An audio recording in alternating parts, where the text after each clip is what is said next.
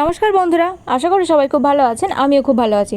আজকে আমরা 3 নম্বর দিনে ঘুরতে যাওয়ার জন্য রেডি হয়ে গেছি। সবাই মিলে গাড়িতে উঠেও পড়েছি। গাড়িতে খুব সুন্দর গান বাজছিল। পাহাড়ি রাস্তার মধ্যে গাড়িতে পাহাড়ি রাস্তা দেখতে দেখতে যাচ্ছি, তার সাথেই সুন্দর গান বাজছে। দারুণ সময়টা ছিল। নাথুলা যাওয়ার জন্য আমাদের প্যাকেজে ছিল শেয়ারিং গাড়ি, তো তার জন্য সবাই সামনে সামনে বসে পড়েছে। আমি একা সিঙ্গেল সিটে পেছনে বসেছিলাম, তাই যাকে পাচ্ছি তাকে ক্যামেরা দিয়ে দিচ্ছি, বলছে আমার একটু ভিডিও করে দিন।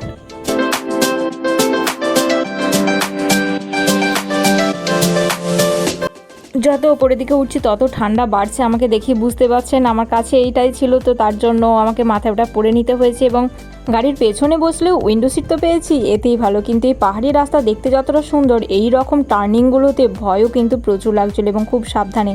অথচ যেখানে গাড়িগুলো খুব স্মুথলি যাচ্ছে, কোনো রকম হর্ন নেই, তারা খুবই সতর্কতার সাথে ড্রাইভিং করছে। চারদিকটা যতদূর দেখা যাচ্ছে খুবই পরিষ্কার পরিচ্ছন্ন, কোথাও কোনো প্যাকেট নোংরা কিচ্ছু ফেলা নেই, সব কিছু পরিষ্কার। এবং এখানকার পাবলিকও নিজেরা খুব সচেতন, কেউ কিছু নোংরা এখানে ফেলবে না এবং অন্য কেউ ফেলতে মানা করে। তো পাহাড়ি দৃশ্য দেখতে দেখতেই, বরফ দেখতে দেখতে আমরা পৌঁছে গেলাম। এখানে নেমেও পড়েছি এবং খুব জ্যাম ছিল সেই সময়, ওই মিলিটারি কারগুলো ছিল তার জন্য। প্রথমবার পাহাড়, প্রথমবার বরফ দেখা, তার জন্য প্রচণ্ড এক্সাইটেড ছিলাম এবং আমি ছুটতে আরম্ভ করে দিয়েছি যাতে তাড়াতাড়ি ওখানে পৌঁছাতে পারি।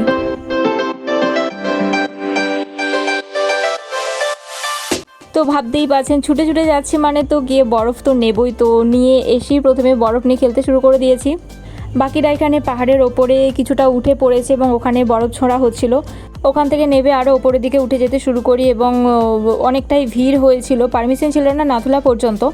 বরফটা ধীরে ধীরে গলে জল হয়ে যাচ্ছিল এবং তারপরে আমরা ওখান থেকে নেবে আরও ওপরের দিকে উঠতে শুরু করি। ওই অংশটাই পর্যন্তই যাওয়ার পারমিশন ছিল। আর এই চমড়ি গায়ে ছবি তোলার জন্যও 100 টাকা করে চার্জ নিচ্ছিল।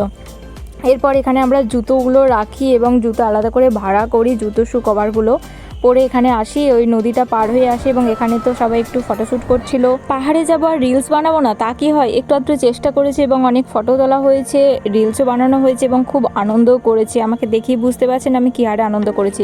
এবং ওখানে একটু সময় রোদ আসছে, আবার একটু সময় মেঘগুলো উড়ে উড়ে আসছে, দেখতে পাচ্ছেন এখানে মেঘ আসছে এবং সেই সময় ঠান্ডা ছিল, তার জন্য টুপিটা পরে নিয়েছে। আমাকে পুরো একদম ভাল্লুকের মতো লাগছে এই টুপিটা পরে। একটু মজা করে নিলাম এবং এখানে এই যে স্নো ডল বা এটাকে যাই বলুন, একজন বানিয়েছিল এবং এখানটাতে আমরা তো ফটো তুলেছি, ওরা তুলেছে, আমার তোলা হয়নি। এবং যাকে পাচ্ছি তাকেই বলছি একটু ক্যামেরা ধরে দিন, একটু ভিডিও করে দিন, ছবি তুলে দিন সবার মধ্যে। এটা তো হয়, সবার গ্রুপ ছবি তুলতে গেলে তো কারো তো হেল্প নিতেই হবে এক্সট্রা পার্সনে।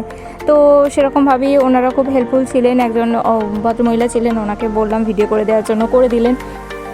আপনাদের কাদের কাদের পাহাড়ে গিয়ে কী এক্সপিরিয়েন্স আছে কমেন্ট বক্সে জানাবেন। আমার এই ভিডিওটি কেমন লাগলো কমেন্ট করে জানাবেন এবং ভালো লাগলে একটা লাইক করে দেবেন। দেখা হচ্ছে আবার পরবর্তী ভিডিওতে। সবাই খুব ভালো থাকবেন, চ্যানেলটিকে সাবস্ক্রাইব করে দেবেন, ফেসবুক পেজটিকে ফলো করে দেবেন। সবাই খুব ভালো থাকবেন, ধন্যবাদ।